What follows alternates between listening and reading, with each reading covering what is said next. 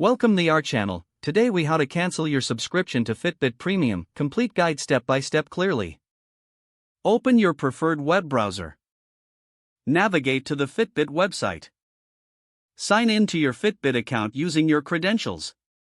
Once logged in, locate your profile picture in the top right corner. Click on your profile picture to access the drop-down menu. Select Settings from the options provided. In the Settings menu, find and click on Subscriptions. You'll see your current subscription details listed here. Look for the option labeled Cancel Subscription.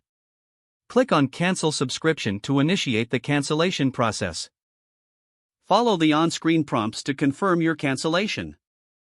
Once confirmed, you'll receive a notification regarding the cancellation status. Check your email for any confirmation messages from Fitbit. Tap on your profile picture in the top left corner of the app. Scroll down and select Premium. You'll see your subscription status displayed. Tap on Cancel Subscription to proceed. Follow the prompts to complete the cancellation. After cancellation, ensure you monitor your email for confirmation. If you encounter issues, consider reaching out to Fitbit customer support. Make sure to check your billing statement to confirm that no further charges are made. If the page does not load, refresh the browser or try again in a private or incognito window. Make sure you are using the correct email address, then retype it carefully to avoid small typos. If your password is not accepted, use the reset option and create a new strong password you can remember.